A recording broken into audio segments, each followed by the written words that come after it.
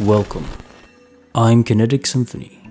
I hunt down and report on mysterious and weird true stories, from glitches to the paranormal.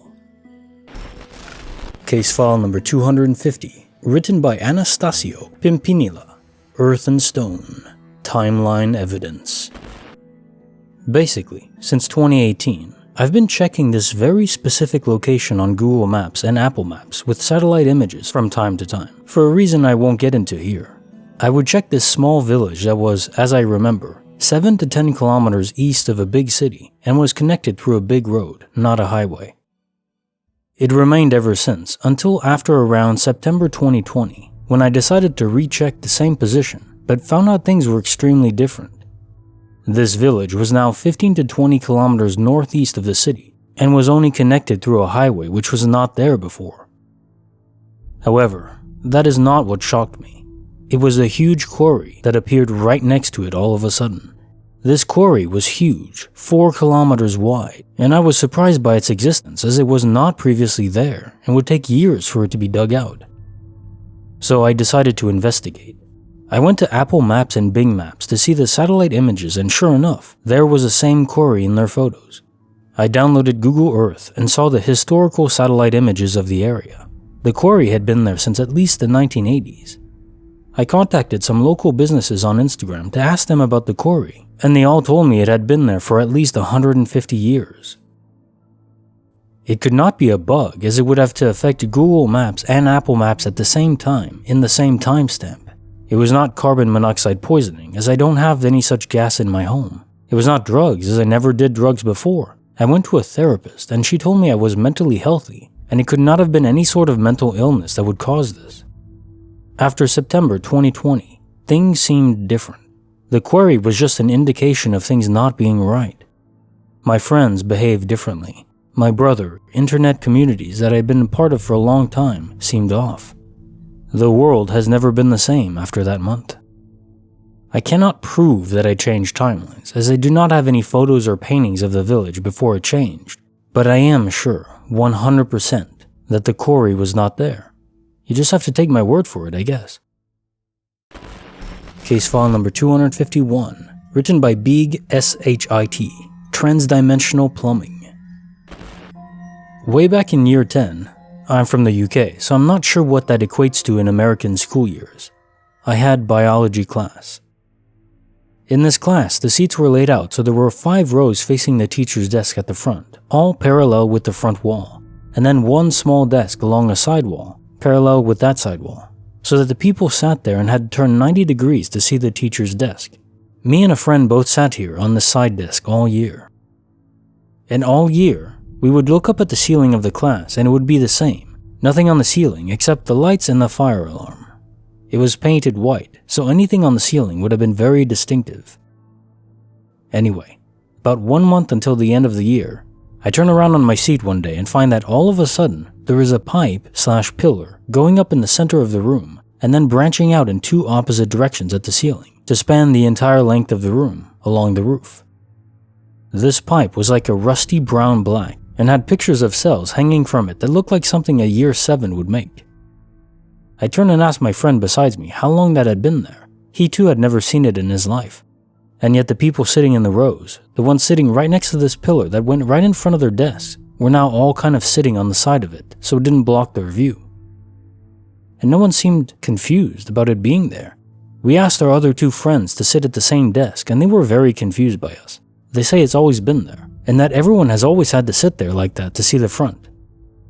Only me and my friend are adamant that there is no way in hell that this brown pipe has been on this white ceiling this whole time. It's literally impossible to miss. It came out of nowhere one day, and only 2 of us seemed to be outside of its tricks.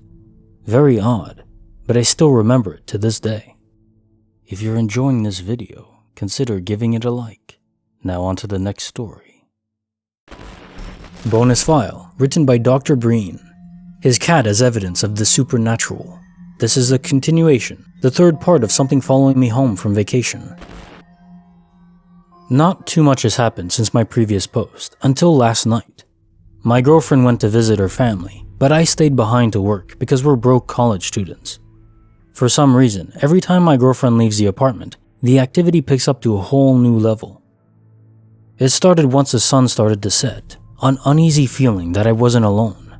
Slight things kept happening before the sun completely set, like the occasional knock on the wall or a cold spot, which was weird because my AC is broken and the temp was 76 Fahrenheit, 24.5 C in my apartment. I was sitting on my couch, which is positioned right next to the door to my balcony. The bottom of the door has this layering underneath to protect it from heavy rain getting under the door, and it makes a pretty loud scraping sound whenever the door moves. Every 5 minutes or so, I would hear the door get tugged or pushed in its frame. At this point, I already know what's coming once it gets dark out, so I mentally prepare for the night ahead. Just as expected, activity increased dramatically as soon as the sun set. The first sign was the poking. The cold spots were getting more and more frequent, and some were accompanied by tugs on my shirt, pokes on my legs and chest, and the occasional brush on my arm. I was too tired to really do much about it, so I just chilled out through this until my cat, who was previously napping in the bedroom, came into the living room. As soon as she walked out, she looked straight into the corner of the room next to the couch and got immediately into defense mode. All the hairs on her back stood up, and she started growling and hissing at what seemed to be nothing but air. Now my cat is as sweet as can be, and the only time she ever meows or growls is when my dog is chasing her around the apartment, and she feels threatened. I've never seen her go on the attack before, as she usually just turns tail and hides whenever she feels threatened.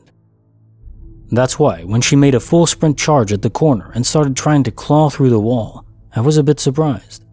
Just a couple seconds later, I heard what can only be described as a cat screaming, and then she bolted back into the bedroom to hide. She did this a few times, coming out growling, charging at the wall, and running away screaming before she came up with a new strategy. Throughout this, I think she noticed I was just chilling, and eventually she gave up on the attack. She laid down on a chair that was towards the middle of the room and started tracking it. Whatever it was could move fast, and it wasn't limited to the ground. At this point, I was seeing little orbs of light or flashes flying around the room. Most happened in the corner of my eyes, but I saw a few head-on. All the orbs of light were very small and would move at a short distance before disappearing. Now, it was about 1 a.m. at this point, so it could have been from potential hallucinations due to being tired, but the previous few nights I got 7 hours of sleep or more, so I wasn't super sleep deprived or anything. After a particularly loud bang on the wall near my head, I decided enough was enough and I had to leave for a bit. Previously, I told it to leave, but I never saw orbs of light or bangs this loud and definitely didn't want to piss it off. I took a quick midnight Taco Bell trip to wash my fears away with a Baja Blast, giving me time to calm myself down before going back in. Walking back in the room felt like the meme from the Community where Troy brings a pizza into the burning apartment. My cat sprints over to me at the door and immediately goes to attack the thing. Apparently it was under the table next to the couch, while I saw 3 orbs fly through the air within just a few seconds of me walking back in. Seeing as whatever it was just playing with my cat and hadn't hurt me so far, I just walked back into the couch with my Taco Bell and started playing some games on my laptop as a distraction. After a couple more minutes, I remembered I wanted proof. This was when I decided to start filming. My cat had retreated back to her chair and was just tracking this thing everywhere. It appears that there are a few times it runs right over to me. Almost every time that happened, I would instantly feel colder. About 10 minutes after the last video was taken, I became incredibly tired out of the blue. I could barely keep my eyes open and almost fell asleep on the couch a few times before I decided it would be best to go to my room away from whatever this was.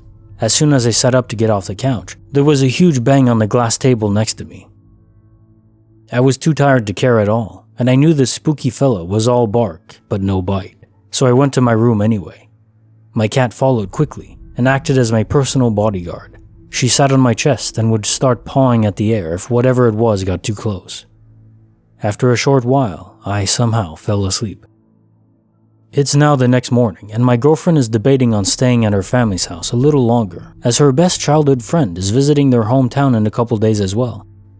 If that's just night 1, then I'm not sure I'm ready for what else is to come.